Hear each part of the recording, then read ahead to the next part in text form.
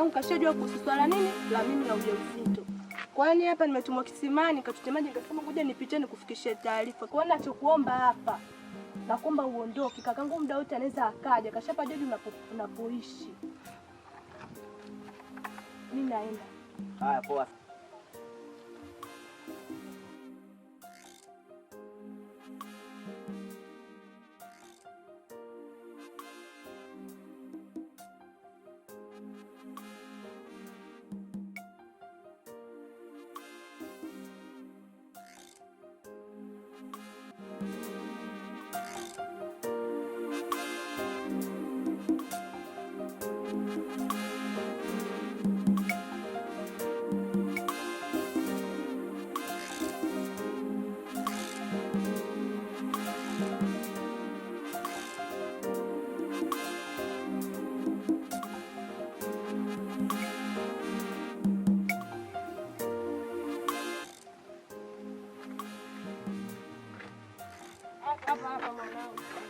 Ndo hapa napokaa?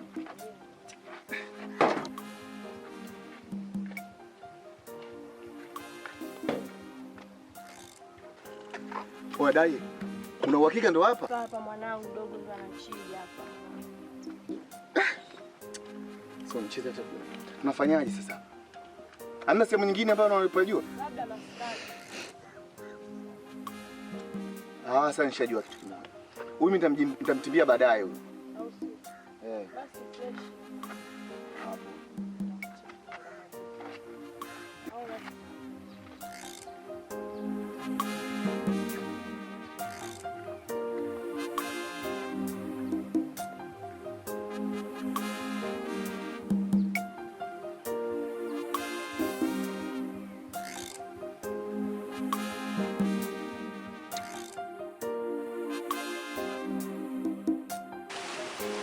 Kiongozi ndio. Haisee, hongera sana. Karibu sana. Pia nashukuru sana kwa ibada jinsi ulivyosimamia. Sawa sawa. Ibada imefika salama. Kwa kweli nimefurahi na nashukuru. Kwa kweli ubarikiwe sana. Amen baba. Ubarikiwe pia. Amina. Kwanza nikupe hongera kwa kuona ibada ya leo imekuwa ni nzuri. Kwa sababu sifa na utukufu na heshima zimrudie yeye Mungu ambaye amelitoa neno lake na kisha limeenda kwa watu wake na limewabariki. Kwa hiyo Mungu akubariki sana. Amen. Sasa baba mtumishi, nimekuita hapa, nimeona sio mbaya sana nikipata kidogo muda huu kuongea na wewe kwa matatizo ambayo yametokea hapa mtaani. Sawa. Nadhani nimekukosea vikubwa sana baada ya ile kashfa iliyotokea na kutangazia yale mambo yaliyotokea. Baada ya kufanya uchunguzi, nilikuja kugundua kwamba wewe sio mtu. Kwa hiyo sio mbaya sana kiongozi. Mimi nakuomba unisamehe sana kilichotokea. Kwanza ni kuondoe shaka katika hilo. Kwa sababu kwetu sisi watumishi wa Mungu haya mambo ni ya kawaida sana. Yes, kusemwa, kufanywa nini, kubezwa, kunenewa, ni mambo ya kawaida. Kwa sababu Biblia inazungumza hayo maneno mnayoyasikia kwao ni mafuta. Kwa hiyo haya maneno ni mafuta. Yale yote ambayo ulikuwa ukianena juu yangu, kusema vibaya, kunitukana pale, yale yote kwangu nilichukulia mafuta. Na ndio maana sikufuatilia sana. Amen. Kwa wewe kuwa na amani, kuwa huru kabisa. Mimi nimeshakuachilia kabisa. Na katika Biblia kusamehe ni wajibu wa kila mtu. Ni lazima. Na kupa mfano mdogo sana kwenye Biblia, kuna kijana mmoja alikuwa na baba yake. Wao walizaliwa wawili kwenye familia. Lakini huyu alikuwa ni mdogo zaidi. Huyu kijana mdogo akaazimia moyoni aende kwa baba yake akachukue mali, urithi. Alafu alipopewa zile fedha akaenda nchi ya mbali. Alipoenda nchi ya mbali akaenda kutumia na makahaba. Akiwa anatumia na makahaba zile pesa ziliisha. Zilipoisha akaazimia moyoni, kwa nini nateseka hivi? Kwa nini? Why? What is this? Kwa nini nisiende kwa baba yangu ambako kuna kila kitu, kuna chakula, kila kitu kipo nyumbani? Kwa nini mimi niteseke? Kwa alivyoamua moyoni mwake akarudi kwa baba yake. Baba yake alipomuona mwana anatoka kwa mbali anakuja, baba yake alimkimbilia akaenda kumlaki. Akamsamehe. Kwa hiyo na wewe hivi, mimi sikuwa na sababu ya wewe kukuweka moyoni. Nilijua hayo ni mafuta. na ndio maana leo ulipotambua kosa lako ukaja, mimi kama baba nimelichukua na nimelibeba, na mimi nimekusamehe kwa moyo wangu mmoja. Asante sana. Na Mungu akubariki sana. Amina. Na katika huu msamaha na kulitambua hili kosa, kwa sababu msamaha ni ufunguo. Ndiyo. Mambo yako Mungu aenda akayafungue. Amina. Na akakupe baraka na kukubariki sana. Amina. Kwa hiyo kuwa na amani, uko huru kabisa mwanangu. Basi kiongozi, kupoteza muda mimi nikuache uendelee na shughuli zako. Sawa, sawa. Mimi pia nikaendelee na shughuli zangu. Sawa. Ila pia karibu sana nyumbani. Ninashukuru. Nitakuja. Karibu sana. Nitakuja. Sawa, basi ushinde salama. Amina baba. Barikiwa sana. Amina. Karibu sana nyumbani. Sawa, nashukuru. Nitakuja niwatembelee kwa sababu pale ni kama nyumbani. Sawa. Kwa sababu mahali ambapo walipo wanangu wa kiroho, pale mimi ni kama nyumbani.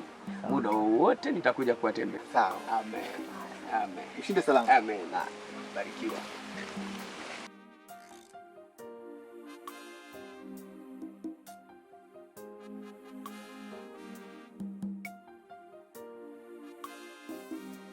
Oh, wow. Kiongozi. Amen. Vanessa siwe. Amina. Habari ni za uzima. Oh, wow, nimefurahi sana kuwaona. Ni jambo jema sana. Unajua familia kama hivi mnavyokuwa mnaamua kuwa siku moja mkatoka out. Naona ni jambo la baraka sana. Kiko anazungumza anasema ni vyema ndugu wakae kwa umoja, ni kama mafuta ya shukayo. Kwa hiyo mimi katikati yenu hapa ninaona ni kama familia yenu imebarikiwa, ni kama ambayo ni familia moja ambayo inamiminika yenye baraka tele. Kwa hiyo ni jambo la kumshukuru Mungu sana. Binti yangu Grace, nimefurahi kukuona mwanangu. Mungu akubariki sana. Barikiwe sana. Lakini pia nimefurahi kukuona mama mwenye nyumba hapo. Namuona mzee wangu hapa, mambo sio mabaya. Ndio bwana. Kweli mimi najisikia faraja sana. Unajua katika vitabu vyetu vya dini vinazungumza, vinasema ni vyema ndugu wakae kwa umoja, ni kama mafuta yashukayo ndevuni pa Haruni. Kwa hiyo ninaona familia yenu ina taradadi, yani ina upendo mkubwa sana wa furaha. Kwa sababu mafuta yanafananishwa katika Biblia ni utajiri mkubwa sana. Kwa hiyo mimi ni wapo kwa ajili ya kusurvive na kujifunza zaidi mengine. Kwa Mungu awabariki sana. Amina. Lakini pia nipende tu kusema maneno haya machache kwenu. Hapo baadaye nilikuwa natamani sana kuzungumza na wewe mzee wangu hapa, Mr. Manyunyu. Mimi kwa sababu muda wangu ni mchache sana, sina muda mrefu. Kuna mahali naenda huko kwa ajili ya kazi ya Mungu. Nilikuwa natamani sana nipate muda na wewe kidogo, niko na mazungumzo kama ya baba na mwanae. Lakini pia ni mazungumzo ya kiwanaume zaidi. Niko natamani nipate muda angalau, sitotamani iwe leo, lakini natamani iwe kesho kwa ajili ya kuacha muendelee na shughuli zenu. Sawa, hamna shida gani. Mungu awabariki sana. Mungu awabariki sana. Basi tunashukuru. Haya, asante sana. Muwe na siku njema. Haya, furahieni maisha mema sana. Amina, na kwako pia.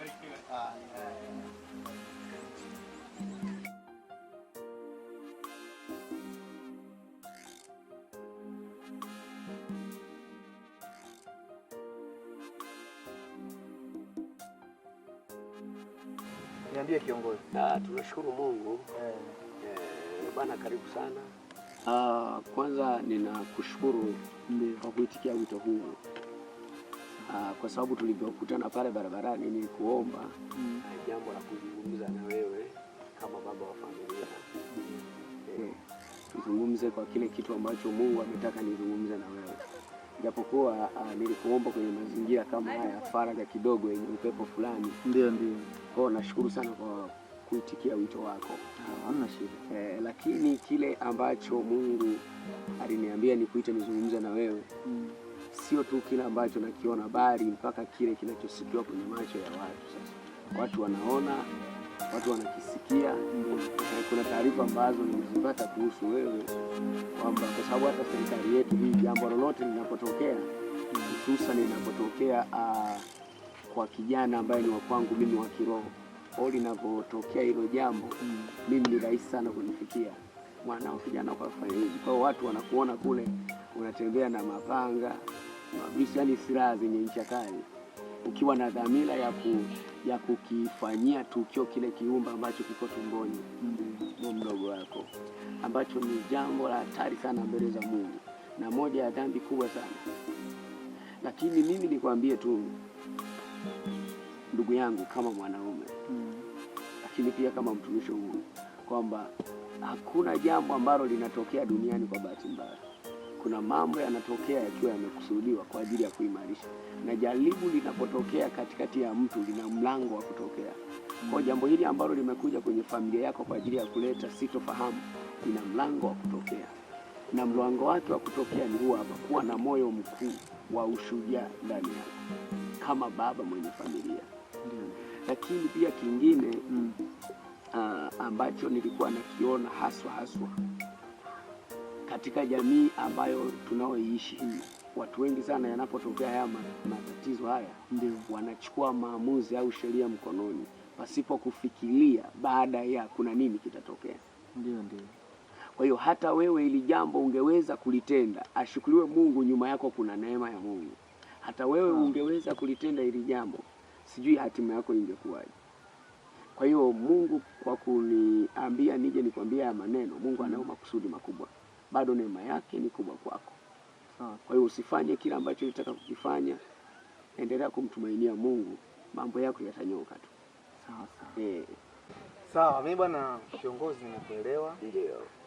Kwanza nashukuru kwa kuniambia. Lakini pia sitaweza kufanya chochote ambacho ni kitu ambacho tofauti au kama vile ambavyo umezungumzia. Sawa.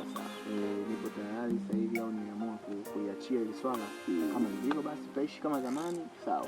Hamna shida. Kwanza nimefurahi sana, nikupongeze kwa kukubali kuishi kama zamani, namna ambavyo mlikuwa mkiishi. Familia yenye furaha na amani. Kwa sababu watu wengi huwa wanasema kwamba mtu nimsamehe, sawa, lakini sitafika kwake kunywa maji. Nimsamehe lakini sitakula kwake. Nimsamehe lakini sitafanya naye chochote. Kwa kama wewe mwenyewe umeamua kutoa msamaha wa dhati kutoka moyoni, mimi nikupongeze sana. Asante. Ni jambo la busara, kwa sababu msamaha una nguvu. Na familia yako ni familia moja ambayo ni familia yenye yenye furaha. Hata nilipokutana ninyi pale, yani mmependezeana kweli hadi raha. Kwa hiyo Mungu akubariki sana. Amina. Nikutakie tu maisha mema na yenye furaha siku zote za hapa duniani. Mungu akubariki sana. Asante sana. Nashukuru sana mtumishi. Amina. Bariki. Unajua ilikuwa inanipa ugumu kwamba nikiangalia yule katoto ambao katakuja kuzaliwa kaja kaniite tena sijui ni mjomba. Sasa niitwe tena mjomba, niitwe kaka, niitwe sasa nitabeba mzigo mkubwa mgongoni, unakuta kiasi kwamba lakini hamna shida kiongozi, nimekuelewa. Basi unajua hamna tabu. Ndio maana iko hivi kwamba mawazo ya mwanadamu siku zote huwaza ubatili. Mawazo ya mwanadamu yana ukomo, lakini njia za Mungu hazina ukomo. Na ndio maana Mungu ukifikiria kwamba atatokea mashariki, unashangaa anatokea magharibi. Na Mungu yuko popote. Na katika hili Mungu alikuwa na wewe, anakuongoza. Ungekuwa umefanya tukio baya sana. Kwa hiyo Mungu akubariki sana. Nashukuru sana. Asante sana. Haya baba. Karibu sana nyumbani. Nashukuru sana. Basi tukijaliwa wakati mwingine. Sawa, hamna shida. Haya baba.